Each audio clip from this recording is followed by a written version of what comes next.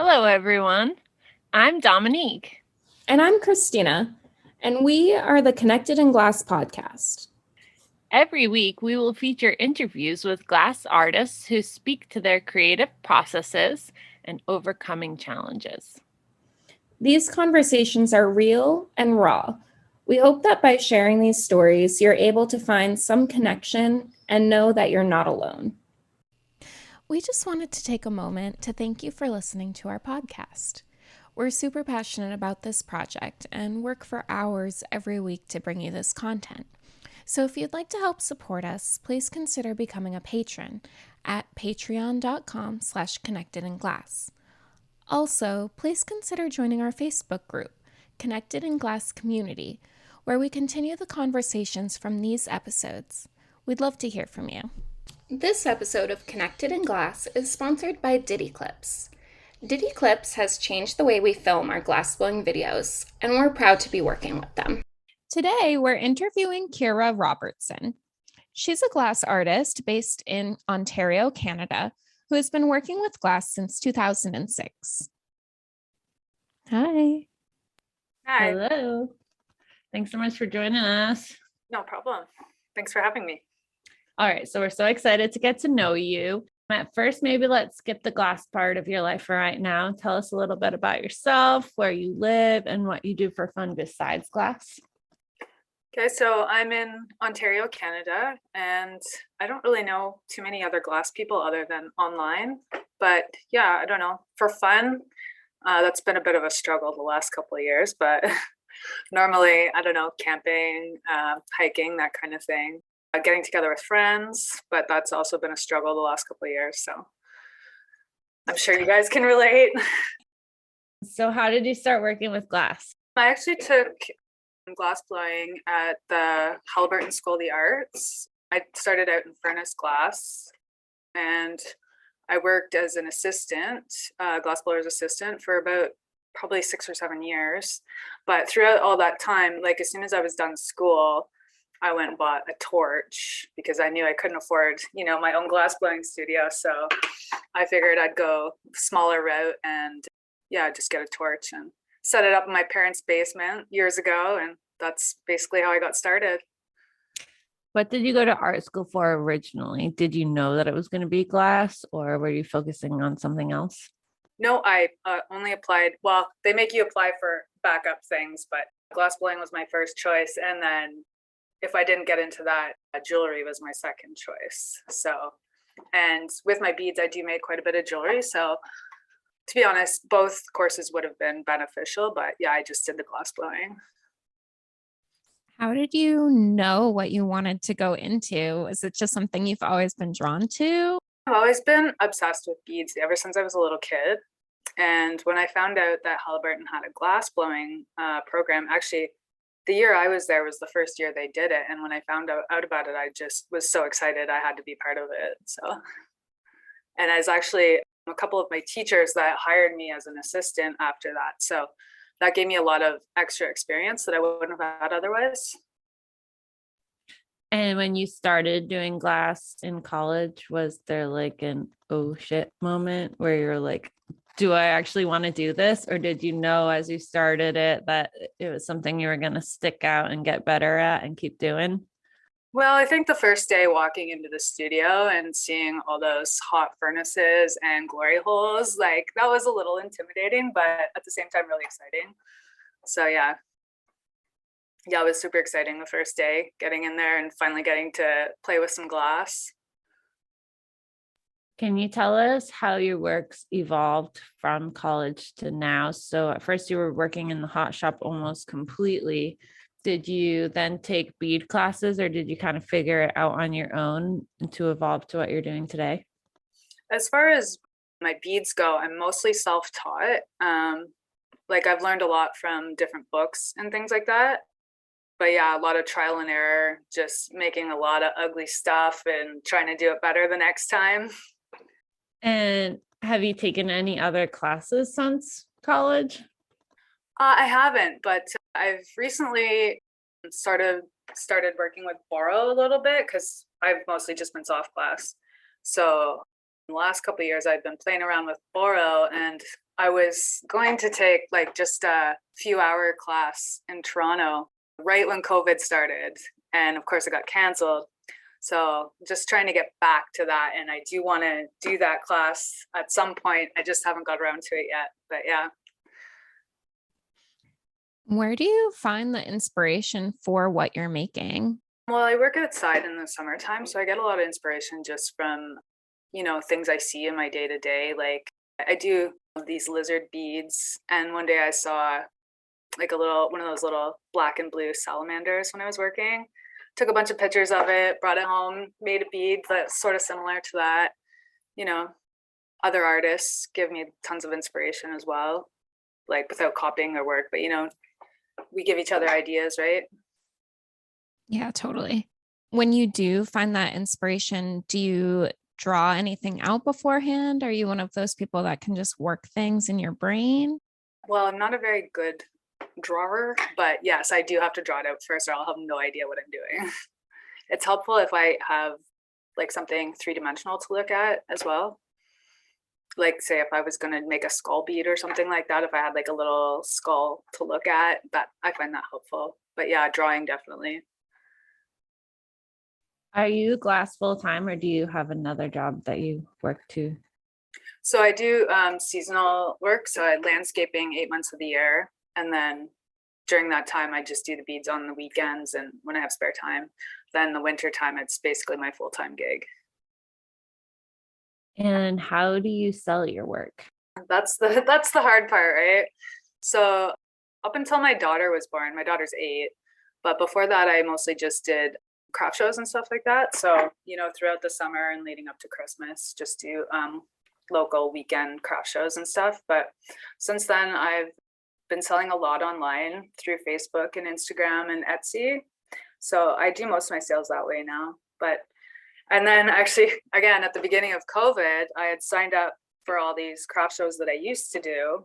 And I got into all of them. And then, of course, they were all canceled. So, but I'm hoping this year to get back into some of those ones again. Is your studio set up at home or do you have a space outside of home? It used to be upstairs in the spare bedroom. About 3 years ago, my dad helped me build a studio in the backyard. We call it the Glass Shack. And so that must have been a cool experience setting up your own studio within the space, right? Was awesome. it a big challenge working with your dad to do that? Or did you find that you already kind of knew how you wanted it to be? Well, it wouldn't have been possible without my dad, to be honest. We spent like every weekend between May and September building that glass shack. And I'm so grateful to him because without him, it would have been impossible. With your studio being at home, like how do you separate out your time to what you're doing at home and getting into the zone of working? Do you find that it's hard to shift gears and to get out there, or do you find that it happens kind of naturally, or do you have a schedule that you like to follow? I basically just work when I have the time. So yeah, there's a balance there for sure. It's nice. My daughter's a little bit older now, so if she just has to hang out in the house by herself for a little bit, that's fine. It's totally doable. It's harder when she was younger, but yeah, I think it's actually a benefit having it so close to home because I can just pop out there, whenever I have, a couple spare hours or whatever. I think if it was farther away, it'd be harder to actually get to doing it. We aren't parents, but we've talked to quite a few parents. And a lot of people mention sort of like that mom guilt or parent guilt. Is that something that you experience? How do you work through that? Well, for sure. I mean, I think all parents do feel guilt in some way or another when they would like to be spending more time with their kids. One of the benefits about COVID actually was my daughter just started back to school last week. So she's been home quite a bit. And I mean, I've got to spend a lot of time with her that I wouldn't have had otherwise. So that's been kind of nice. But yeah, I mean, there's always guilt when you wish you could be spending more time with your kids. I don't know how to work through it really. Like you just kind of deal with it, I guess. Does she like glass or is she just uninterested? Not interested at all. Unless it's a unicorn. I do make some unicorns, then she loves it. And so do you ever find that you just feel stuck, like you don't want to make glass or you're not feeling inspired? Do you have times where you're just away from it completely? Don't really spend too much time away from it, longer than a couple weeks. But yeah, if I'm feeling stuck or uninspired, I'll just go back and make something that I've made before, until I get some new ideas and things get rolling again. But yeah, I'll go back and remake things that I've made before. And so do you ever like have trouble putting your work out there? Like you have a pretty good presence online, and I always wonder if other people have trouble putting work out there, like receiving other people's critiques and all of that, or are you able to like maintain a good headspace to put your work out there and whatever comes back comes back? Yeah, I mean, I feel pretty good about my work at this point, and the feedback's usually pretty good. I mean, there's occasional times where I'll post something in a group and I'll get some comments, but I mean, you just gotta laugh at them because I don't know. I feel like my work's good, so if they don't like it, that's it's not for everybody, right? So. And what would you consider to be your personal definition of success? Do you feel like you've reached that point? Well, personal success to me would be happiness, living a happy life. Business-wise, success would be if I didn't have to work the second job and I just did glass. So in that regard, no, I have not reached success, but one day. How do you figure out what to price your work? Do you have a calculation, or do you just kind of judge it based off of other pieces that you've made and sold? I don't have an exact calculation. I have an idea of what people will pay for certain things, and I sort of try to balance that with what it costs me and how long it takes me to make. But yeah, I don't have an exact calculation, but it is always a challenge trying to find the exact right price for things. I guess, if it's selling too quickly, you jack up the price, and if it's not, I guess you lower the price a little bit if you can. But yeah, I try to keep my prices reasonable.